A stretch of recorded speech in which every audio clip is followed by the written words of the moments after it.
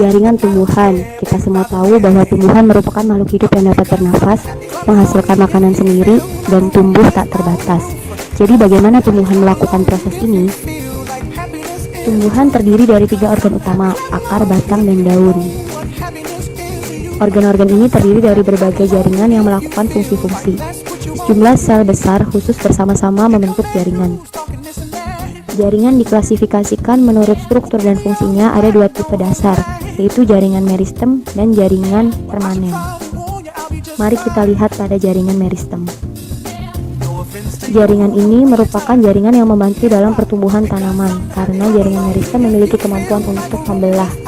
Berdasarkan letaknya, meristem diklasifikasikan menjadi 3. Pertama, meristem apikal, meristem ratelar, dan meristem interkalar. Meristem apikal merupakan meristem yang terletak pada ujung akar dan ujung batang yang membantu pertumbuhan. Meristem lateral merupakan meristem yang membantu pertumbuhan diameter batang. Sedangkan pada meristem interkalar membantu pertumbuhan daun dan cabang. Sekarang kita tahu bagaimana tanaman mengembangkan akar, batang, dan daun.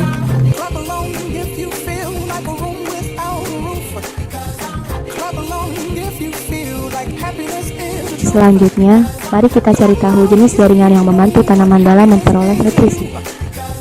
Jaringan permanen adalah jaringan yang membantu dalam transportasi, persiapan makanan, dan penyokong bagi tanaman. Jaringan permanen tidak lain adalah jaringan meristem yang telah matang dan berdiferensiasi.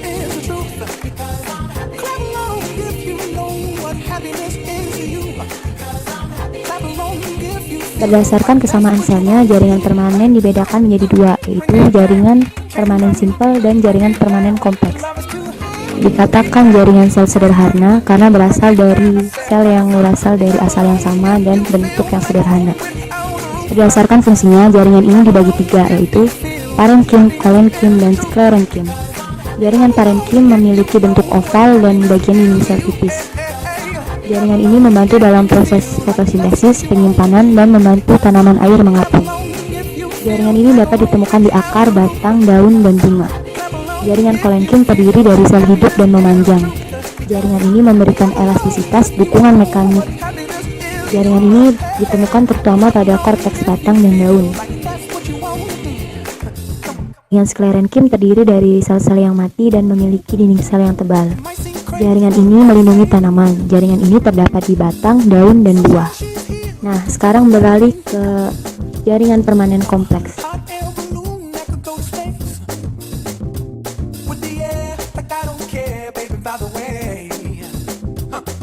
Jaringan permanen kompleks diklasifikasikan menjadi 2, yaitu xilem dan phloem. Xilem terdiri dari trakeit, bulu kayu, dan parenkim xilem, dan serabut xilem. Jaringan ini mengangkut air dan mineral dari akar ke bagian tubuh lain. Phloem terdiri dari bulu tapis, sel pengiring, serabut pengiring, tubuh phloem, dan parenkim phloem, dan berfungsi mengangkut hasil fotosintesis dari daun ke seluruh bagian tumbuhan.